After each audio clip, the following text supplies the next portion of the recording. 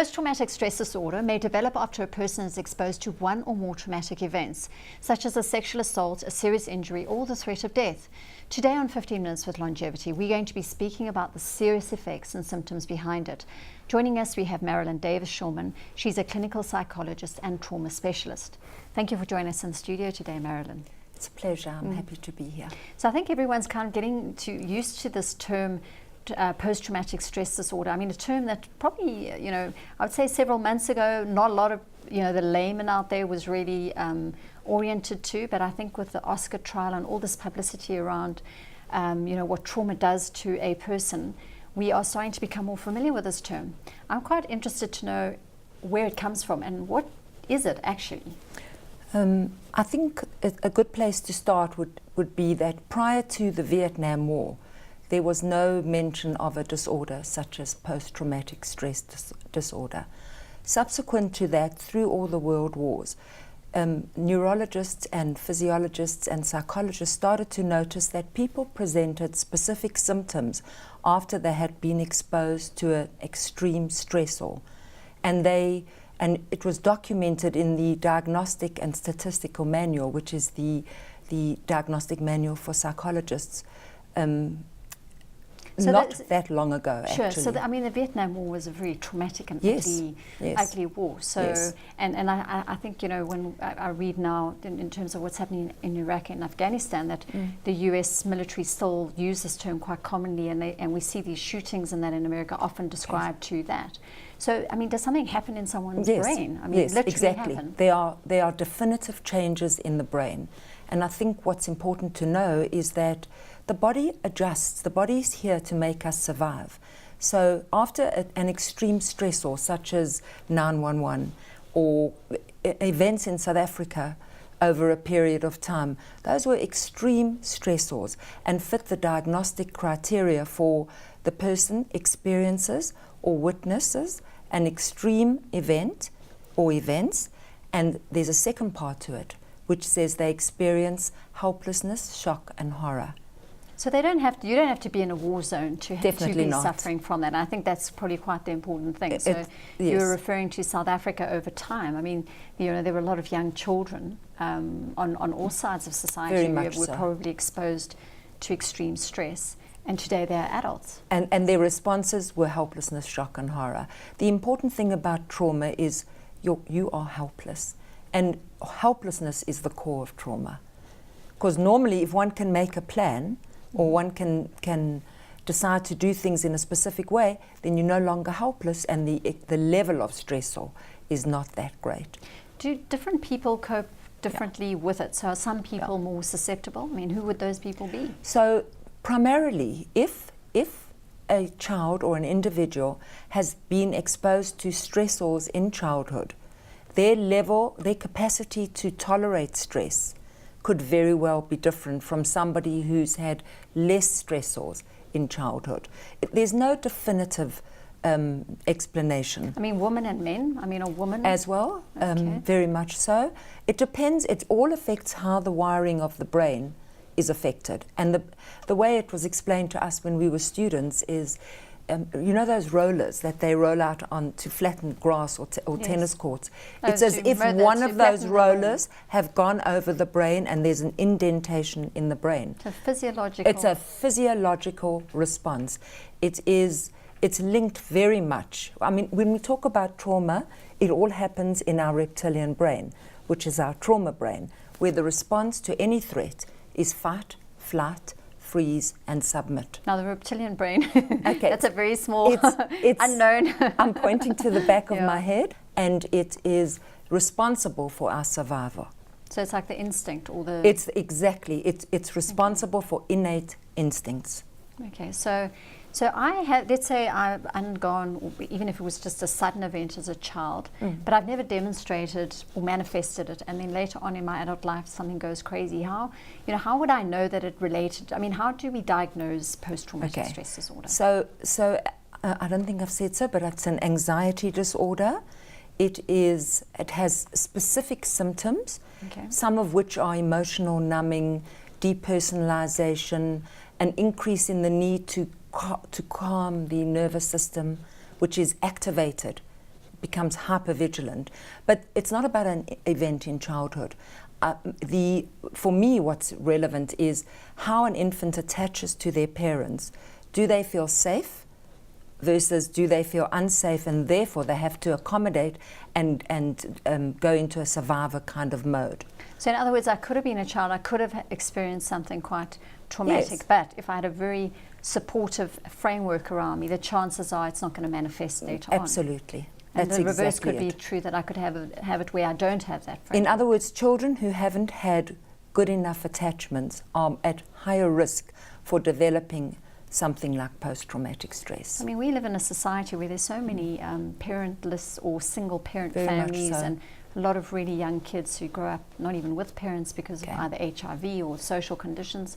So does that one assume that we are living probably in quite a traumatized society? Definitively, we are a very traumatized society, and the fact that children are growing up without parents or in child-headed households or waiting for the next terror to happen, and a terror might not necessarily be a massive event. It can simply be a parent not coming home when you expect them to. Incidents at school where they're exposed to extreme bullying and there's nobody to go to. It's we could spend a lot of time on talking that. about it. Yes. So let's just go back to how I would know that I'm Okay. suffering from if I'm Okay. if I think I've got it. What, you know, because again, All it's right. so interesting how people think they've got psychological Okay. problems, but this is quite a serious one. This No, is not. so post-traumatic stress is one of, I said it was an anxiety disorder, so it's different from depression, although one of the symptoms are depression. Okay. There are very specific symptoms where the patient would complain of feeling depersonalized, like they loss of a sense of who they are, a huge level of mistrust, a huge level of hypervigilance, which means guardedness, difficulty falling and staying asleep, an increase in the amount of alcohol or substances that one would need to keep one's nervous system in a calmer state. We call it in the window of tolerance. Okay. So a sense of overwhelm, a sense of panic, a sense of defensiveness, So how do we treat that? or a sense of disconnection, a sense of dissociation, emotional numbness.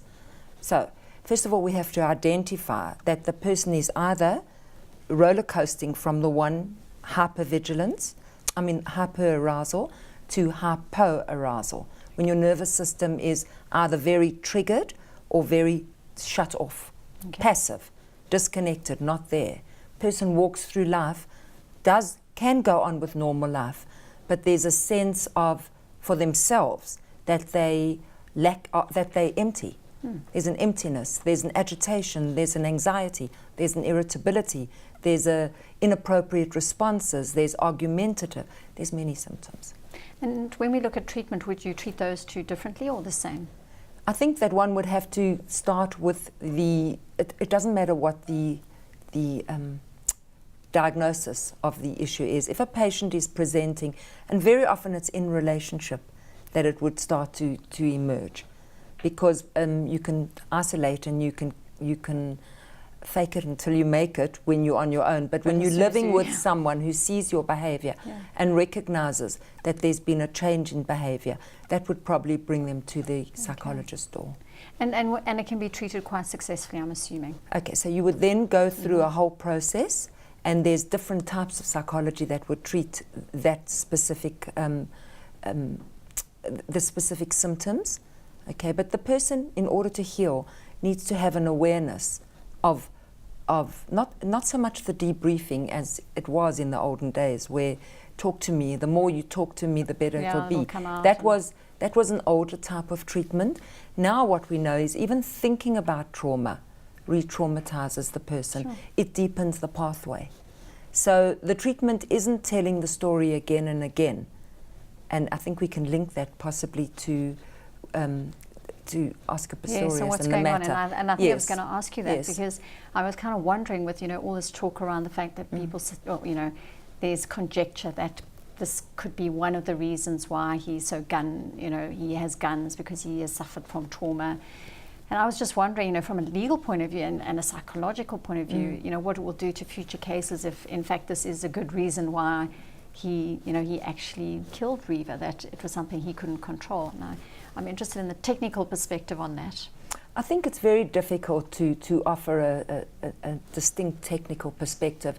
It's just when we look at someone like Oscar Pistorius, who did have a very traumatic childhood, who was exposed to an extra trauma in that he was born without fibula and had to adjust to that. But people come back from that. People learn to cope, but there will be an inherent sense of vulnerability. But then he got into the world where he was charismatic, mixed in high circles, and his behavior, just in terms of what we've seen in the courtroom and what we've witnessed on television, has been, there's been talk about narcissistic features. There's been talk about him not accepting responsibility. Yeah. So the narcissism thing and post-traumatic stress disorder, would that be heightened if you had a narcissistic personality? I think the thing that's important with regard to narcissistic personality is narcissists cannot take criticism. They feel humiliated, they feel blamed, their defensive structure is such that they do not take responsibility. And it's one of the features of narcissism. But there's narcissism, features of narcissism, and then a narcissistic personality disorder, and they're not the same. They're degrees. So Marilyn, just in closing, if you had one tip that you could give to us to understand this disorder better, what would it be, or to be conscious of it? I would say an awareness of one's own emotional state, a connection with one's own emotional state, noticing that and breathing through that. Well, thanks so much. That was really interesting. I wish we had more time to talk about it. Thank you very much. Well, that's all for tonight's episode. Thank you for watching at home, and I hope to see you here next week for your dose of health news. Good night and have a great week.